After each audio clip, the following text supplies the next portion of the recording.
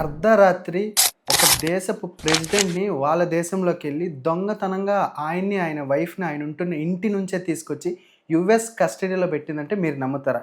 అది UNO, NATO లాంటి organisation ఇంత స్ట్రిక్ట్ యాక్షన్స్ అప్లై చేస్తున్న టైంలో జరిగిందంటే మీరు నమ్ముతారా?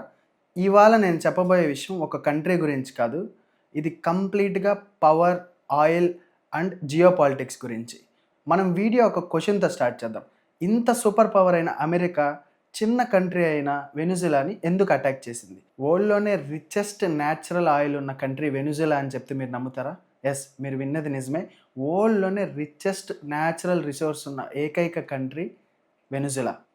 ఈ వీడియో అయ్యేలోపు మీరు వెనిజులాని ఒక కంట్రీ లాగా కాదు, ఒక చెస్ బోర్డ్ లాగా చూస్తారు. నేను ఈ ఛానల్ స్టార్ట్ చేసింది భూమి పైన ఎటువంటి ఇష్యూ అయినా సరే, జియో పాలిటిక్స్ నుంచి కరెంట్ అఫైర్స్ వరకు, డొనాల్డ్ ట్రంప్ నుంచి మీ ఇంటి పక్కన ఉన్న లోకల్ లీడర్ వరకు, ఎటువంటి ఇష్యూ అయినా నిజాయితీగా, నిఖార్సుగా 10-15 నిమిషాల్లో మీ ముందు పెట్టేస్తాను. మీరు ఈ వీడియో ఎప్పుడు చూసినా సరే మీకు ఒక కొత్త విషయం తెలుసుకున్నాననే సాటిస్ఫాక్షన్తో మీరుంటారు.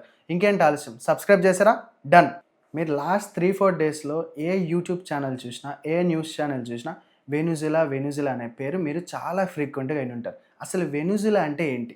వెనిజులా అంటే నార్త్ అమెరికాలోని ఒక beautiful country with natural resources ఎక్కువగా ఉన్న కంట్రీ. కానీ జీడిపి విషయంలోకి వస్తే మాత్రం వెనిజులా చాలా పూర్ కంట్రీ.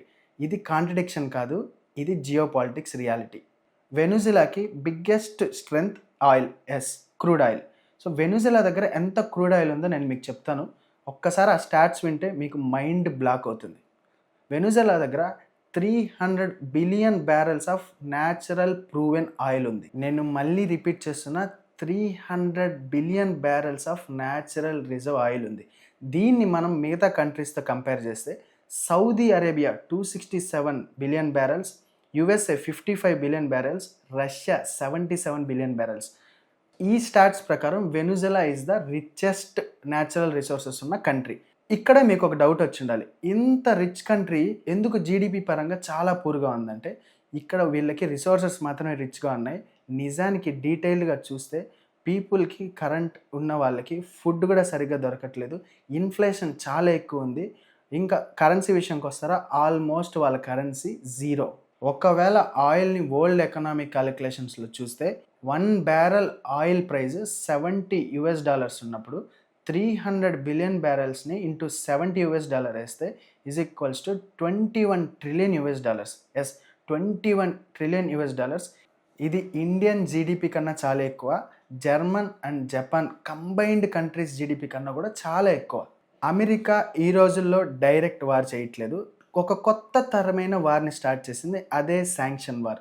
అసలు శాంక్షన్ వార్ ఎలా పనిచేస్తుందో ఇప్పుడు చెప్తాను నేను. శాంక్షన్ వార్స్ ద్వారా పర్టికులర్ కంట్రీలో, ఇన్సైడ్ ఆఫ్ ద కంట్రీలో చాలా అన్రెస్ట్ క్రియేట్ అవుతుంది. ఆ అన్రెస్ట్ వల్ల ఎన్ని డ్యామేజ్ జరుగుతాయి ఇప్పుడు చెప్తాను విను. మెయిన్ ఆయిల్ ఎక్స్పోర్ట్స్ని రిస్ట్రిక్ట్ చేస్తుంది, బ్యాంక్ ట్రాన్స్ఫర్స్ని ఫ్రీజ్ చేస్తుంది, డాలర్స్ ట్రాన్సాక్షన్ని కంప్లీట్గా రిస్ట్రిక్ట్ చేస్తుంది. దీంతో ఎకనామీ కంప్లీట్గా కొలాప్స్ అవుతుంది. ఇన్ఫ్లేషన్ లెవెల్ 10 lakhs టైమ్స్ పెరుగుతుంది. అసలు అమెరికా ఈ యాక్ట్ చేయడానికి కారణం ఏం చెప్తుందో ఇప్పుడు విందాం. లాస్ట్ 10 yearsగా వెనిజులాలో ఒక కంప్లీట్ అన్రెస్ట్ క్రియేట్ అయింది. డెమోక్రసీ కంప్లీట్గా కొలాప్స్ అయ్యింది. Nicolas Maduro government drug export చేస్తున్నాడు యుఎస్ గవర్నమెంట్కి అనే డ్రగ్ ఎన్ఫోర్స్మెంట్ లాలో డ్రగ్ ఎన్ఫోర్స్మెంట్ని కాపాడడానికి యాంటీ టెర్రరిజం యాక్ట్ కూడా అతని పైన చేర్చి, so anti terrorism and drug enforcement రిస్ట్రిక్షన్లో భాగంగా ఈ యాక్ట్ చేసినామని డొనాల్డ్ ట్రంప్ ఫాక్స్ మీడియా ద్వారా తెలిపాడు. కానీ క్వశ్చన్ ఏంటంటే, సౌదీ అరేబియాలో డెమోక్రసీ ఉందా? ఇరాన్లో డెమోక్రసీ ఉందా? అసలు ఇరాన్లో వార్ జరగడానికి రీజన్ ఏంటి? Simple, oil plus power is equals to control. అసలు యూఎస్ లాంటి కంట్రీ ఎందుకు వెనిజులాని టార్గెట్ చేసింది? ఇది మెయిన్ క్వశ్చన్. వెనిజులాలో ఉన్న ఆయిల్ని యుఎస్ గవర్నమెంట్ కానీ యుఎస్ కంపెనీస్ కానీ రన్ చేయట్లేదు. ఎందుకంటే మదురో గవర్నమెంట్ ఎప్పుడైతే వచ్చిందో యుఎస్ కంపెనీస్ని బయటికి తరిమింది. సో ఇది యుఎస్ కంపెనీస్కి కానీ యుఎస్ గవర్నమెంట్కి కానీ ఒక పెద్ద రెడ్ ఫ్లాగ్. నికోలస్ మదురో మనం డొనాల్డ్ ట్రంప్కి కానీ యుఎస్ గవర్నమెంట్కి కానీ తల వంచి బతకట్లేదు. ఇది కోర్ రీజన్. యుఎస్ గవర్నమెంట్కి ఇదే ఒక రెడ్ ఫ్లాగ్ అనుకుంటే, నికోలస్ మదురో రష్యాతో స్ట్రాంగ్ టైస్ మెయింటైన్ చేయడం, చైనాకి వాళ్ళ క్రూడ్ ఆయిల్ నమ్మడం, సో మిగతా ఇరాన్ ఇట్లాంటి కంట్రీస్కి కూడా క్రూడ్ ఆయిల్ ఎక్స్పోర్ట్ స్టార్ట్ చేయడం యుఎస్ గవర్నమెంట్కి చాలా తలనొప్పిలా మారి ఇన్ని చేసిన వాడిని యుఎస్ వదిలిపెడుతుందా? అందులో మన ట్రంప్ మామకున్న ఈగోకి నికోలస్ మదురో ఇవాళ బలైపోయాడు. ఇవన్నీ పక్కన పెడితే ఇందులో ఒక డీప్ రీజన్ ఒకటి ఉంది. అది ఇవాళ నేను ఎక్స్పోజ్ చేయబోతున్నాను. సో యుఎస్ గవర్నమెంట్కి వీటికన్నా పెద్ద ప్రాబ్లమాటిక్ డెసిషన్ ఏమైందంటే, ఇన్ని రోజులు యుఎస్ గవర్నమెంట్ కాపాడుకుంటున్న ఒక భయాన్ని చిన్న కంట్రీ అయిన వెనుజులా దాన్ని పోగొడుతుందో, హ్యాంపర్ చేస్తుందని ఇన్సెక్యూరిటీతో చేసిన మూవే ఇవాల్టి ఈ వెనుజులా టార్గెట్. ఎందుకంటే ఎప్పుడైతే నికోలస్ మదురో గవర్నమెంట్ యుఎస్ కంపెనీస్ని బయటికి తరిమిందో, అక్కడ మిగతా చిన్న కంట్రీస్కి కానీ మిగతా అన్ని కంట్రీస్కి కానీ ఒక సిగ్నల్ ఇచ్చినట్టే, వై అమెరికా. సో ఈ వై అమెరికా అనే థాట్ మిగతా కంట్రీస్కి ఎప్పుడైతే స్టార్ట్ అవుతుందో, అప్పుడు ఆటోమేటిక్గా వై డాలర్ అనే క్వశ్చన్ కూడా స్టార్ట్ అవుతుంది. దీంతో వై డాలర్ అనే క్వశ్చన్ స్టార్ట్ అయితే అమెరికన్ గవర్నమెంట్కి ఇది చాలా హెడ్ఏక్ అవుతుంది. వాళ్ళ రెవెన్యూ, జీడిపికి కూడా ఇది చాలా ఎఫెక్ట్ చేస్తుంది. సో ఇవన్నీ జరగకూడదంటే అక్కడ నికోలస్ మదురోని మార్చాలి. సో ఈ ప్రయత్నంగానే అర్ధరాత్రి వెళ్ళి నికోలస్ మదురోని వాళ్ళ వైఫ్ని అప్పటికప్పుడు తీసుకొని యుఎస్ కస్టడీలో బంధించారు. వెనుజులాని ఒక గ్లోబల్ చెస్లో చూద్దాం.